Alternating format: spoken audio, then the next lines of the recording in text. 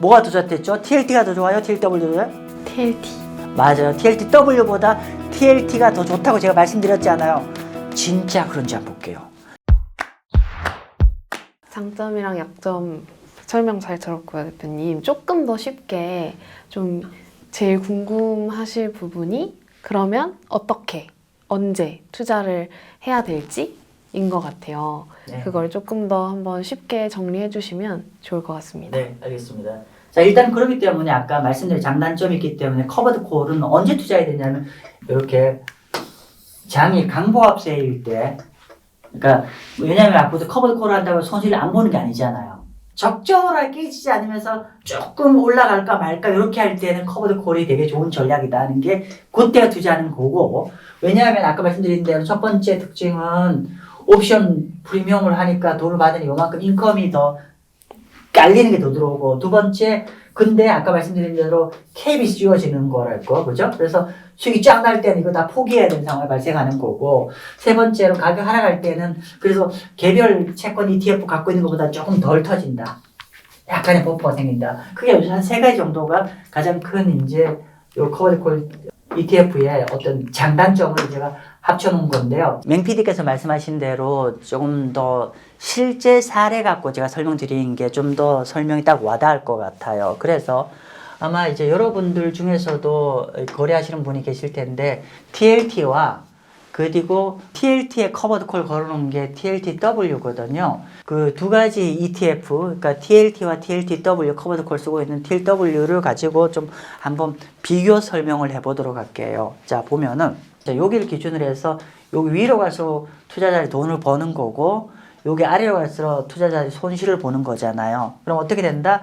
그리고 요거는 이제 채권 가격일 거잖아요. 가격. 그래서 만약에 커버드 콜은 이렇게 손익구조가 이렇게 된다고 말씀드렸잖아요. 이렇게 되는데 손익구조가 이렇게 돼요. 그러면 커버드 콜 같은 경우 예를 들면 이렇게 한 75불 정도를 기준으로 해서 75불이라고 했을 때 해당하는 채권 가격이 아래로 밀린다고 하면은 단순하게 TLT를 이렇게 갖고 있는 것보다는 이쪽이 손실이 좀 적게 나오고, 반면 여기 75불보다 가격이 위로 올라가는 것 같은 경우는 상대적으로 TLT만 갖고 있으면 금리가 하락하는 거에 따라 가격을 계속 먹을 수 있는데, 반면 여기서는 딱 꺾여버려요. 그러면 정리를 하면 제가 여기 밑에 하방에 적어놨는데 여기서부터 요 기준으로 80불을 기준으로 해서 여기 아래쪽은 TLTW, 그러니까 커버드 콜 쓰고 있는 게 TLT보다 더 좋습니다. 즉 덜 깨지고 이렇게 박스권일 때 조금 더 여기 보시면 플러스 났을 때 예를 들면은 보실래요?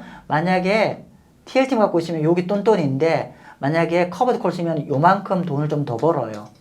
보시면은 요만큼 돈을 좀 더 벌잖아요. 요만큼 더 플러스가 나는 거거든요. 그래서 만약에 TLT만 갖고 있으면은 그냥 꽝인데 없는데 커버드 콜 쓰면 요만큼을 좀 더 버는 거죠. 근데 가격이 여기까지는 TLT보다 괜찮은데 근데 여기를 지나면서부터 요게 TLT 가격, TLT의 손익구조거든요. 여기를 지나면서부터 즉 85불을 넘어가면서부터는 커버드 콜 쓰는 TLTW는 여기에 딱 막혀 있어요. 수익이 맥스가. 반면 TLT는 수익이 이게 TLT고요. 얘가 TLTW입니다. 자, 그러면 채권 가격이 쭉 더 올라가는 것 같으면 당연히 여기선 이걸 투자해야죠. 얘는 딱 막혀 있고, 반면에 하락할 때는 아까 말씀드린 대로 만약에 상 가격이 75불이라고 하면 75불일 때는 TLT는 여기 0이잖아요. 반면에 옵션 프리미엄까지 받으니까 TLTW는 요 위에잖아요. TLTW. 그리고 뭐 그런 거죠. 아무튼 결론은 중간 정도까지, 중간과 약간 아래로 가격이 밀릴 때는 TLTW가 더 좋은 선택지고, 일정한 매수한 가격 이상의 일정한 레벨 이상으로 채권 가격이 치고 나갈 때는 압도적으로 TLT가 더 좋더라. 사실 이러면 답이 좀 나왔어요. 그죠? 횡보를 할 거고 또 밀릴 때도 좀 버퍼 있으면 좋겠어요. 이런 거고, 반면에 본격적으로 랠리 올 때는 여러분 커버드 콜 쓰는 거보다는 그냥 플레인한 거, 그 스트레이트 포워드한 거 투자하시는 게 훨씬 더 좋다라고 말씀 좀 드릴 수 있을 것 같고요. 그래서 이거를 제가 그냥 감으로 말씀드리니까 제가 안 오실 것 같아서 제가 실제 지난 한 1년 한 3개월 정도의 TLT와 TLTW의 월간 수익률을 한번 비교를 해보시면 바로 눈에 딱 들어오실 겁니다. 한번 볼게요. 월간 수익률입니다. 월간 1월 1, 2, 3, 4, 5, 6, 7, 8, 9 금년 2월달 거지고요. 여기는 TLTW 커버드 콜 쓰는 거예요. 자, 그런데 우리가 이미 반복했잖아요. 반복했어요. 자, 첫 번째 밀릴 때는 누가 더 좋더라? 명 PD? TLTW. 빙고 커버드 콜 쓴 건데 진짜 그런지 볼게요.